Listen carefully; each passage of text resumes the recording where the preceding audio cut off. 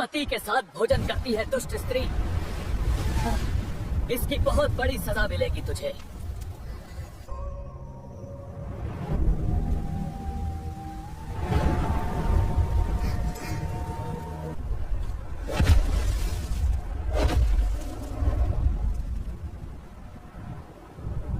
क्या आप जानते हैं कि पति पत्नी का एक साथ भोजन करने से क्या प्रभाव पड़ता है, और भोजन के दौरान वे कौन सी गलतियां आई हैं जिनसे घर की सुख समृद्धि दूर हो जाती है? साथ ही कौन सा भोजन आपके घर में बरकत और शांति लाता है? आज हम इन्हीं रहस्यों को एक प्राचीन कथा के माध्यम से जानेंगे जो स्वयं श्री कृष्ण ने नारद जी को सुनाई थी। तो आइए वीडियो शुरू करते हैं। बहुत समय पहले की बात है। कृष्ण महल में विराजमान थे और उनके सामने नारद जी उपस्थित हुए। आते ही उन्होंने प्रणाम किया और बिना किसी झिझक के बोले, प्रभु, आज एक बात मेरे मन को परेशान कर रही है। कृष्ण ने उन्हें बैठने का संकेत दिया और शांत स्वर में कहा, कहिए नारद, आप तो हमेशा सीधे विषय पर आते हैं। नारद जी ने कहा, पृथ्वी लोक में मैंने कई घरों में देखा कि स्त्रियां पति के साथ एक ही थाली में भोजन कर लेती हैं। कई बार तो समय, दिशा और शुद्धता जैसी बातों का ध्यान भी नहीं रखती। कुछ तो पति से पहले ही खाने बैठ जाती हैं। मुझे समझ नहीं आ रहा कि यह ठीक है या गलत। कृष्ण ने हल्की मुस्कान के साथ कहा, नारद, भोजन की मर्यादा बहुत सूक्ष्म विषय है। इसे साधारण बात समझना ही सबसे बड़ी भूल है। नारद ने तुरंत पूछा, तो फिर इसका सही उत्तर क्या है प्रभु? पति और पत्नी को कैसे भोजन करना चाहिए? कृष्ण बोले, इसका उत्तर सीधे शब्दों में देने से तुम्हारी जिज्ञासा शांत नहीं होगी। इसके पीछे एक गहरी शिक्षा है। मैं तुम्हें एक पुरानी कथा सुनाता हूँ। बहुत समय पहले एक नगर में एक सेठ रहता था, पर उससे ज्यादा उसके सौम्य स्वभाव और धर्मपरायण जीवन के लिए सम्मान करते थे। वह किसी पर तेज नहीं उठाता था, हर बात सोच समझकर करता था, और व्यापार में उसकी बुद्धि इतनी साफ थी कि लोग उसके सुझाव को अंतिम मान लेते थे। उसकी पत्नी भी उसी के समान सरल, विनम्र और धर्मपालक थी। वह हर दिन ब्रह्म मुहूर्त में उठती, घर का वातावरण शांति से भर देती, भगवान का स्मरण करती और उसके बाद ही किसी अन्य काम को हाथ लगाती। नगर की स्त्रियां उसे आदर्श मानती थीं और उसके आचरण को देखकर अपने घरों में भी व्यवस्था बनाती थीं। उनके घर में कभी धन की कमी नहीं हुई, कभी कलह नहीं हुई, चाहे कैसी भी परिस्थिति बाहर हो। भीतर का माहौल हमेशा संतुलित और शांत रहता था। ऐसा माना जाता था कि सेठ और उसकी पत्नी दोनों भगवान विष्णु के सच्चे भक्त थे और उनकी भक्ति ही उनके परिवार की मजबूती का आधार थी। लोग कहते थे कि जिस घर में सुबह से शाम तक नियम और मर्यादा का पालन हो, वहां लक्ष्मी का वास स्वयं हो जाता है। यही कारण था कि उस घर में सुख, समृद्धि और खुशहाली हर समय विद्यमान रहती थी। लेकिन इस बड़े सौभाग्य के बीच एक कमी थी, और वह थी संतान का अभाव। दोनों मन में पुत्र की इच्छा रखते थे, पर चाह कर भी यह सुख उन्हें नहीं मिला था। समय बीतता गया, वर्षों बीत गए, पर संतान का सुख दूर ही रहा। लोग कहते थे कि इतना पुण्य करने वाला दंपत्ति यदि संतान से वंचित रह जाए तो अवश्य ही इसका रहस्य किसी गहरे कर्म में है। पर सेठ और उसकी पत्नी कभी किसी से शिकायत नहीं करते थे। वे अपने कर्म करते रहे और भीतर से विश्वास रखते थे कि जब समय होगा तब भगवान कृपा करेंगे। पत्नी रोज तुलसी को जल अर्पित करती, भूखों को भोजन कराती, घर आए अतिथि का स्वागत करती और किसी भी कार्य को बिना शुद्धता के हाथ नहीं लगाती। सेठ भी हर निर्णय से पहले धर्म को ध्यान में रखता, चाहे व्यापार का मामला हो या किसी गरीब की मदद का। दोनों अपने जीवन को ईश्वर समर्पण मानकर आगे बढ़ते रहे। धीरे धीरे नगर में उनके नाम की प्रतिष्ठा बढ़ती गई, क्योंकि लोग उनके घर को आदर्श गृहस्थ जीवन का उदाहरण मानते थे।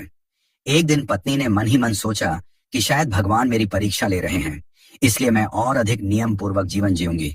भगवान विष्णु ने अंततः उनकी तपस्या और धर्म पालन से प्रसन्न होकर उन्हें संतान का आशीर्वाद देने का निश्चय किया।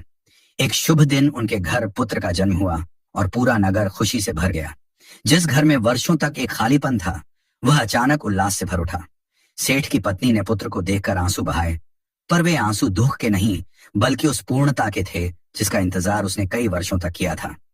सेठ ने भी अपने पुत्र के जन्म को ईश्वर की कृपा माना और पहले दिन से ही प्रण किया कि वह उसे ऐसा संस्कारी और विवेकी बनाएगा कि वह आगे चलकर समाज के लिए उदाहरण बने। बच्चा बड़ा हुआ, उसकी बुद्धि तीव्र थी और उसके स्वभाव में माता पिता दोनों की झलक साफ दिखाई देती थी। बच्चे के 7 वर्ष का होते ही सेठ ने निश्चय किया कि उसे उचित शिक्षा के लिए आश्रम भेजा जाए, ताकि वह शास्त्र, नीति, विनम्रता और व्यवहार सब कुछ सीख सके। इसलिए सेठ ने अपने बेटे को एक आश्रम में गुरु के पास भेज दिया। वहां रहकर सेठ का लड़का शिक्षा ग्रहण करने लगा। सालों की शिक्षा के बाद लड़का एक तेजस्वी युवक बनकर घर लौटा।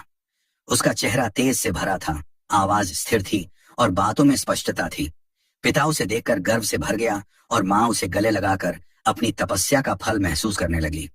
उसके लौटने के कुछ ही समय बाद सेठ ने उसके विवाह का विचार किया और एक सुशील, संस्कारी कुल की लड़की का चयन कर लिया। पूरे नगर में शादी की चर्चा फैल गई और विवाह बड़े धूमधाम से संपन्न हुआ। बहू घर आई, घर वालों ने उसे सम्मान दिया और गृहस्थ जीवन की जिम्मेदारियां सौंप दी। बहू के आने के बाद कुछ दिनों तक घर वातावरण हल्का और सुखद बना रहा। सास ने उसे हर बात धीरे धीरे सिखानी शुरू की और बहू भी हाँ में हाँ मिलाती रहती। लेकिन जैसे ही विवाह के शुरुआती दिन बीते, उसका अपना स्वभाव उभरने लगा। वह घर में प्रचलित नियमों को गंभीरता से नहीं लेती थी। सुबह उठने का समय अनियमित होने लगा, जबकि इस घर में ब्रह्म मुहूर्त का बड़ा महत्व था। सास उसे समझाती कि यह समय देवताओं का होता है और इस समय उठने से मन, शरीर और घर तीनों को शांति मिलती है। लेकिन बहू इसे आधुनिकता के हिसाब से बेकार की पाबंदी समझती। उसे लगता कि जब मन हो तब उठना ही ठीक है। धीरे धीरे उसकी आदतें बदलने लगीं और उसके साथ ही घर की दिनचर्या भी डगमगाने लगी। समस्या तब और बढ़ी जब बात भोजन की शुद्धता पर आई। कई बार अपने कमरे से सीधे रसोई में चली जाती, बिना हाथ मुंह धोए। कभी किसी भी दिशा में बैठकर खाना शुरू कर देती। सास ने अनेक बार समझाया कि भोजन पूर्व या उत्तर दिशा की ओर मुख करके करना चाहिए, क्योंकि इससे शरीर और मन दोनों संतुलित रहते हैं। उन्होंने यह भी बताया कि खाना शुरू करने से पहले अन्नपूर्णा माता को धन्यवाद देना चाहिए और भूखे जीवों के लिए प्रार्थना करना घर की संपन्नता बढ़ाता है। लेकिन बहू इन बातों को अनसुना कर देती। धीरे धीरे बहू की एक और आदत सामने आई जिसने सास को चिंता में डाल दिया। वह कई बार अपने पति के साथ एक ही थाली में बैठकर खाना खाने लगती। कभी वह पति से पहले खाना शुरू कर देती। सास ने उसे धीरे से समझाया कि एक ही थाली में खाना शास्त्रीय दृष्टि से उचित नहीं माना जाता और गृहस्थ जीवन के संतुलन को बिगाड़ता है। पति से पहले भोजन करना भी अशुभ माना जाता है, क्योंकि इससे घर की लक्ष्मी शक्तियां कमजोर हो जाती हैं। लेकिन बहू इन बातों को पुराने जमाने की सोच कहकर टाल देती। समय बीतता गया और बहू की गलतियां बढ़ती गईं, जबकि परिवार अंदर ही अंदर चिंतित होता गया। सेठ का बेटा भी कई बार उसे समझाता कि माँ कह रही हो तो उसका कोई अर्थ होगा, लेकिन बहू इसे सास की पुरानी आदत समझकर अनदेखा कर देती। धीरे धीरे बेटा भी असमंजस में पड़ गया। एक ओर माँ की चिंता, दूसरी ओर पत्नी की नाराजगी। धीरे धीरे घर की शांति डगमगाने लगी। पहले जहां सुबह तुलसी चौरे से घंटी की मधुर ध्वनि आती थी, वहां अब बहू की उदासीनता ने एक अजीब सी चुप्पी पैदा कर दी। घर में मौजूद सकारात्मक ऊर्जा धीरे धीरे कम होने लगी। कुछ ही समय बाद इसका असर व्यापार पर भी दिखने लगा। सेठ का काम, जो पहले बिना किसी बाधा के चलता था, अब रुकावटों से भरने लगा। अब बिना कारण काम बिगड़ने लगा। लाभ की जगह घाटा आने लगा। सेठ को समझ नहीं आता कि ऐसा क्या हो गया है कि भाग्य का रुख एकाएक बदल गया। धीरे धीरे वह तनावग्रस्त रहने लगा और उसकी चिंता बेटा भी महसूस करने लगा। पर परिवार किसी को बताना नहीं चाहता था कि घर की ऊर्जा ही कमजोर पड़ चुकी है। धीरे धीरे घर में कलह बढ़ने लगा। बहू का स्वभाव चिड़चिड़ा होने लगा। बेटे और पत्नी के बीच झगड़े होने लगे और घर का माहौल बदल गया था। सास ने कई बार बहू को समझाने की कोशिश की, पर हर बार वही जवाब मिलता कि वह इन बातों पर विश्वास नहीं करती। बहू को लगता था कि उसका जीवन उसके हिसाब से चलेगा, चाहे घर की परंपराएं कितनी भी पुरानी क्यों ना हो। घर में बदलाव इतने शांत तरीके से हुआ कि पहले किसी को लगा ही नहीं कि इसका असर कितना गहरा होगा। लेकिन कुछ ही महीनों के अंदर माहौल पूरी तरह बदल चुका था। सेठ रोज सुबह दुकान जाते तो जाते समय चेहरे पर चिंता की रेखाएं पहले से गहरी दिखती। एक शाम जब वह भारी कदमों से घर लौटे तो पत्नी ने पूछा, आज भी काम नहीं बना क्या? सेठ ने थका हुआ सा जवाब दिया, न जाने क्या हो रहा है, जो सौदे हाथ में आते हैं वे पलट जाते हैं। मैं जितना समझने की कोशिश करता हूँ उतना ही उलझ जाता हूँ। पत्नी चुप हो गई, लेकिन उसके मन में बार बार वही बात घूमने लगी कि घर की मर्यादा कहीं ना कहीं टूट चुकी है। उधर बहू अपने हिसाब से ही घर चला रही थी। कई बार वह पति से पहले भोजन कर लेती। एक दिन सुबह जब सास ने देखा कि बहू सीधे रसोई में चली गई बिना हाथ मुंह धोए, तो उन्होंने धीरे से कहा, बेटी पहले थोड़ा जल लेकर हाथ पैर धो लो, फिर रसोई में आना। रसोई शुद्ध स्थान है। बहू ने बिना पलटे कहा, माँ जी इतनी सुबह उतनी ठंडे पानी से कौन धोए? रोज इतनी सफाई सफाई की बातें मत किया करें, मैं आजकल के समय की लड़की हूँ। सास निरुत्तर रह गई, लेकिन उनके मन में दर्द सा हुआ कि बहू आदर से बात भी नहीं करती। धीरे धीरे सेठ का बेटा भी दो राहों पर खड़ा होने लगा। वह माँ की भावनाएं समझता था, लेकिन पत्नी से तर्क करने पर घर में झगड़ा होने लगता। एक शाम वह बहू से बोला, देखो माँ की बातों में बुरा मानने जैसा कुछ नहीं है। यह घर उन नियमों पर ही टिका है जिन्हें तुम हल्के में ले रही हो।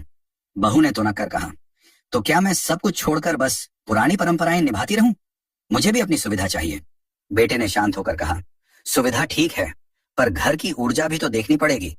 बहू झंझलाकर बोली, ऊर्जा नहीं, ये तुम्हारी माँ की बनाई पाबंदियां हैं। पति कुछ पल उसे देखता रहा। उन दोनों के बीच का यह पहला बड़ा विवाद था। इसी तनाव के बीच एक दिन ऐसा आया जब सास ने तय किया कि वह इस विषय पर बहू से खुलकर बात करेंगी। उन्होंने दोपहर में उसे बुलाया और धीरे से कहा, बेटी, तुमसे एक बात कहना चाहती हूँ। घर की हालत दिन पर दिन खराब होती जा रही है और मुझे लगता है कि यह सब भोजन की मर्यादा टूटने से हो रहा है। बहू ने भौहें चढ़ाकर पूछा, तो आप कहना चाहती हैं कि घर बर्बाद मैं कर रही हूँ? सास ने शांत स्वर में कहा, नहीं बेटी, मैं यह नहीं कह रही कि तुम जानबूझकर कर रही हो, पर कुछ नियम ऐसे हैं जिन्हें तोड़ने से अन्न देवता रुष्ट हो जाते हैं। बहू हंसते हुए बोली, माँ जी, देवता किसी के खाने से नाराज होते हैं क्या? ये सब आपकी धारणाएं हैं। सास ने धीमी आवाज में कहा, धारणाएं नहीं बेटी, हमारे पूर्वजों का अनुभव है। हम स्त्रियां भोजन को पवित्र मानती हैं, इसलिए शास्त्रों में स्त्रियों को पति के बाद भोजन करने की सलाह दी गई है। बहू ने फिर वही जवाब दिया, मुझे इन सब में विश्वास नहीं, और वहां से उठकर चली गई। सास की आंखें भर आईं, लेकिन उन्होंने संयम रखा। वह जानती थी कि बहू को समझाना अब कठिन होता जा रहा है। उधर सेठ दिन रात तनाव में रहने लगे। व्यापार का नुकसान इतना बढ़ गया कि उन्हें कुछ संपत्ति बेचनी पड़ी। रात में सेठानी सेठ से बोली, आपको नहीं लगता कि घर की मर्यादा भंग हो रही है?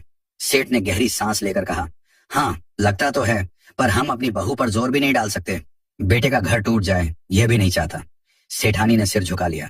धीरे धीरे यह संकट इतना बढ़ गया कि घर की शांति पूरी तरह समाप्त हो गई। बेटे और बहू में झगड़े बढ़ने लगे।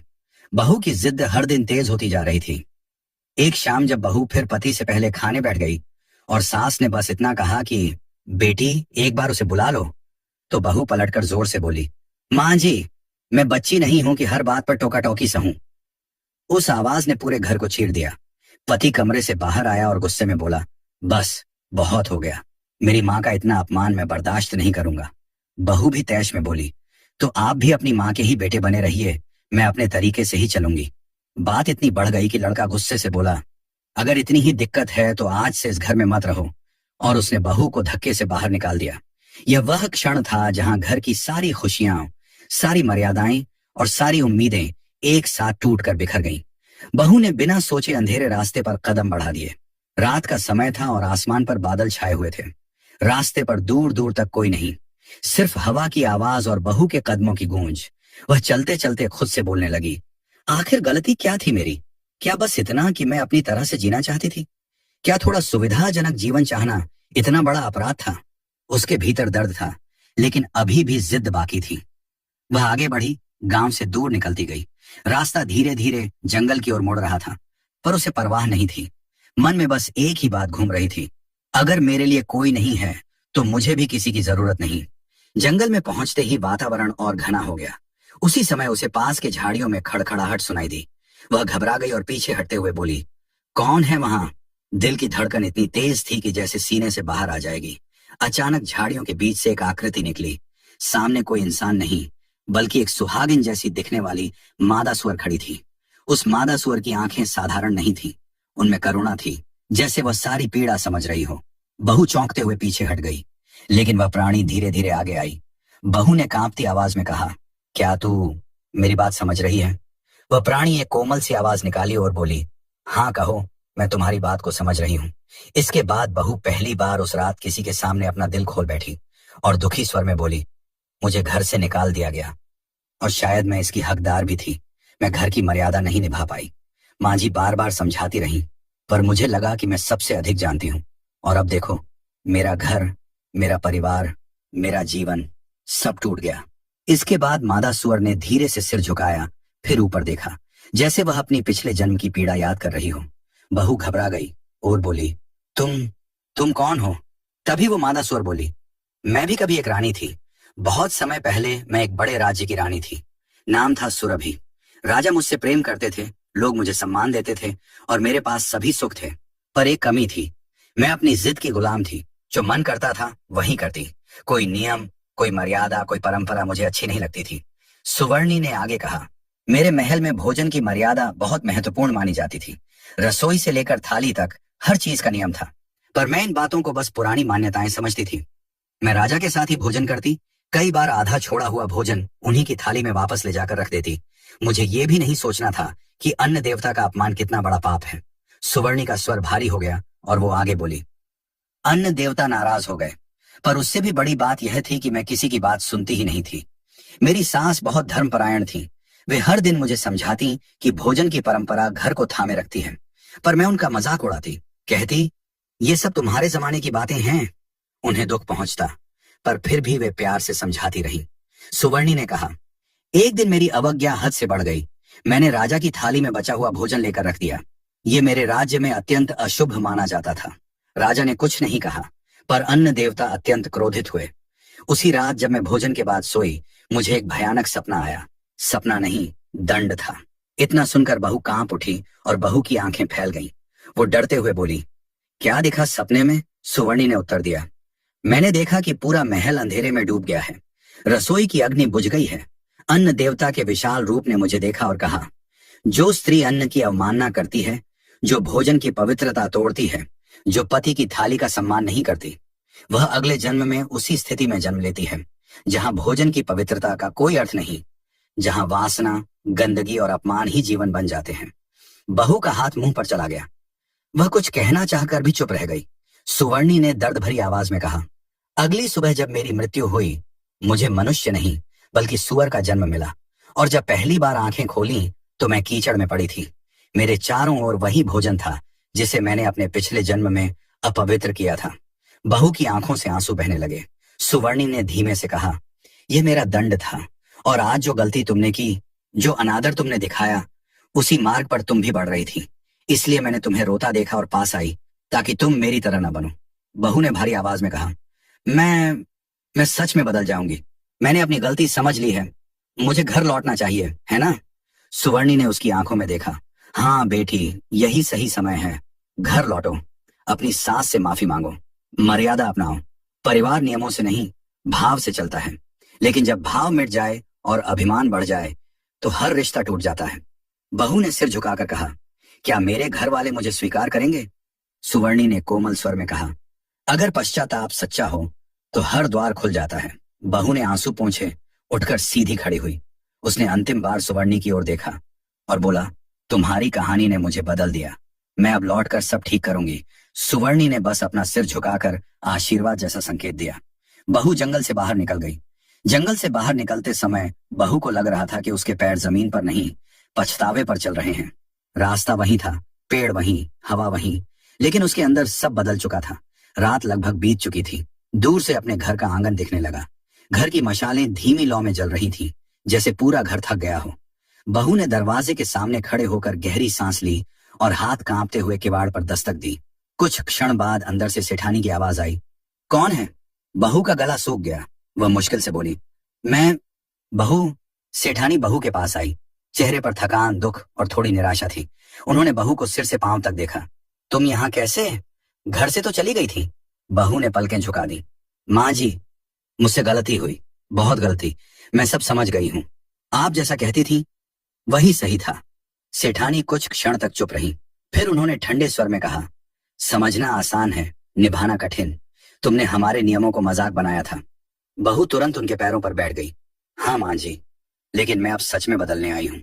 इस बार मैं बस सुनने आई हूँ, समझने आई हूँ, सीखने आई हूँ। सेठानी चौंक गई। ये वही बहू थी जो हर बात पर तर्क देती थी, हर नियम को चुनौती देती थी। उन्होंने पूछा, ये बदला हुआ स्वर कैसे आया? बहू ने हल्की थकी आवाज में कहा, मैंने आज किसी ऐसे के दुख को देखा जिसने अपने जीवन में मेरी जैसी गलती की थी, और वह दुख इतना गहरा था कि उसकी कहानी सुनकर मेरा मन हिल गया। सेठानी ने भौं चढ़ाई। कौन था वो? बहू ने धीमे स्वर में कहा, एक स्त्री जिसे आज सुअर का जन्म मिला है, सिर्फ इसलिए कि उसने भोजन की पवित्रता तोड़ी, मर्यादा तोड़ी और अपने रिश्तों की इज्जत नहीं रखी। कुछ क्षण तक वातावरण बिल्कुल शांत रहा। फिर अचानक भीतर से सेठ बाहर आए। उन्होंने कठोर स्वर में पूछा, तुम वापस क्यों आई हो? हमारे बेटे को तुमने दुख दिया, घर का नियम बिगाड़ा, और अब रात के सन्नाटे में लौट आई। बहू रोते हुए बोली, क्योंकि अब मैं भागना नहीं चाहती। मैं गलत थी, मेरे अभिमान ने मुझे अंधा कर दिया था। अगर आज भी आप कहें तो मैं अभी इसी समय लौट जाऊं, लेकिन पहले मेरी बात सुन लीजिए। सेठानी ने सेठ को धीरे से कहा, सुन लेते हैं, लड़की टूटी हुई लग रही है, शायद सच में बदली हो। सेठ ने कहा, ठीक है बोलो, पर सच सुनना हमारे लिए आसान नहीं होगा। बहू ने कहा, माँ जी, बाबूजी, मुझे समझ आ गया है कि घर की मर्यादा सिर्फ नियम नहीं, सुरक्षा है। मैं सोचती थी ये परंपराएं पुरानी हैं, लेकिन आज समझ आया कि ये ही घर को जोड़ती हैं। सेठ ने गंभीर आवाज में पूछा, तो तुम अब क्या चाहती हो? बहू ने सिर झुकाया, बस एक मौका, ताकि मैं अपनी गलती सुधार सकूं, ताकि मैं वही बहू बन सकूं जैसी आप हमेशा चाहते थे। सेठानी की आंखें नरम हो गईं। उन्होंने धीरे से कहा, मौका हर किसी को मिलता है, पर सच्चे मन से लौटने वाले बहुत कम होते हैं। अगर तुम्हारा मन सच में बदल गया है तो उठो, अंदर आओ। इसके बाद समय बीतते बीतते घर का वातावरण बदलने लगा था। शुरू में जिस घर में तनाव, क्लेश और एक अजीब सी घुटन का माहौल था, वही घर अब धीरे धीरे शांत होने लगा। सुबह सवेरे उठकर वह सबसे पहले स्नान करती, फिर रसोई में प्रवेश करती। रसोई में प्रवेश करने से पहले वह मन ही मन अन्नपूर्णा माता का स्मरण करती। माँ, मेरे हाथों से ऐसा भोजन बने जिससे मेरे परिवार के मन में प्रेम बढ़े और घर में समृद्धि लौट आए। अब वह पहले 3 रोटियां निकाल कर रखती, एक गाय के लिए, एक कुत्ते के लिए और एक कौवे के लिए। अग्निदेव को भोग लगाकर ही परिवार को भोजन परोसती। घर के सभी सदस्य एक साथ बैठकर भोजन करवाना अब उसका नियम बन गया था। इसके के बाद श्री कृष्ण नारद जी को भोजन में मुख्य 5 नियम बताते हैं। पहला सिद्धांत, भोजन से पहले की शुद्धता। कृष्ण बोले, जब मनुष्य भोजन करने से पहले हाथ पैर और मुख धोता है तो वह केवल शरीर की शुद्धि नहीं करता, इससे शरीर में मौजूद सूक्ष्म ऊर्जा मार्ग खुलते हैं, जिससे भोजन का पाचन और अवशोषण बेहतर होता है। भोजन को ग्रहण करने से पहले की शुद्धता मन को शांत करती है और देवताओं की कृपा बुलाती है। दूसरा सिद्धांत, भोजन बनाने वाले का भाव। नारद, भोजन केवल अन्न नहीं, उसमें रसोई बनाने वाले के भाव भी मिलते हैं। जब भोजन बनाने वाला शुद्ध मन से मंत्र स्मरण करते हुए रसोई में प्रवेश करता है, तब वह भोजन प्रसाद बन जाता है। इसी प्रसाद से घर के हर सदस्य का मन स्थिर, शांत और प्रसन्न होता है। तीसरा सिद्धांत, दिशा और समय का विज्ञान। कृष्ण ने कहा, पूर्व और उत्तर दिशा की ओर मुख करके भोजन करने से शरीर में प्राण ऊर्जा संतुलित रहती है। यह सूर्य तथा पृथ्वी की प्राकृतिक ऊर्जा के साथ मनुष्य के प्राणों का संगम है। इसी प्रकार भोजन का उचित समय प्रातः और सायं, यही समय है जब जठराग्नि सबसे अधिक जागृत होती है। समय पर भोजन करने से स्वास्थ्य और ऊर्जा दोनों बढ़ते हैं। चौथा सिद्धांत, भोजन की पवित्रता। जिस भोजन को अशुद्ध हाथों से, क्रोध में, शोर शराबे में या बिना श्रद्धा के बनाया गया हो, वह ऊर्जा रहित हो जाता है। ऐसे भोजन से रोग बढ़ते हैं, मन अशांत होता है और घर में क्लेश जन्म लेता है। इसलिए भोजन को पवित्र रखना, भोजन से पहले देवताओं को भोग लगाना और भोजन करते समय नकारात्मक बातों से बचना अत्यंत आवश्यक है। पांचवां सिद्धांत, पति पत्नी के भोजन का नियम। कृष्ण शांत स्वर में बोले, नारद, पति पत्नी का संबंध केवल शरीर का नहीं बल्कि ऊर्जा का मिलन है। यदि दोनों एक ही थाली से भोजन करते हैं तो उनकी ऊर्जाएं आपस में उलझती हैं, संतुलन बिगड़ता है। इसलिए शास्त्र कहते हैं कि पत्नी को पति के भोजन के बाद ही भोजन करना चाहिए। इससे घर में लक्ष्मी की स्थिरता आती है और परिवार में शांति बनी रहती है। नारद जी ने आदर पूर्वक सिर झुकाया, प्रभु, आपने तो आज भोजन के रहस्य को ही खोल दिया। अब समझ आया कि क्यों कहा गया है कि भोजन ही देवता है और भोजन ही शरीर का जीवन। कृष्ण ने आशीर्वाद देते हुए कहा, नारद, ये नियम केवल अंधविश्वास नहीं बल्कि सनातन विज्ञान है। जो घर इनका पालन करता है वहां सौभाग्य अपने आप लौट आता है। तो दोस्तों, आपने देखा कि कैसे एक बहू ने भोजन से जुड़े छोटे छोटे नियम अपनाकर अपने घर में सुख समृद्धि वापस ला दी। यह केवल कहानी नहीं, यह शास्त्रों में बताई गई वह बुद्धि है जो हर घर के लिए कल्याण का द्वार खोलती है। भगवान श्री कृष्ण ने नारद जी को जो 5 सिद्धांत बताए, वे हर परिवार को अपनाने चाहिए। अगर आपको यह आध्यात्मिक ज्ञान पसंद आया हो तो वीडियो को लाइक करें, अपने दोस्तों और परिवारजनों के साथ शेयर करें और चैनल को सब्सक्राइब जरूर करें और कमेंट में लिखें जय मां अन्नपूर्णा और जय श्री कृष्ण जरूर लिखें। आपका एक कमेंट हमारी मेहनत का आशीर्वाद बन जाता है। मिलते हैं अगले दिव्य ज्ञान के साथ।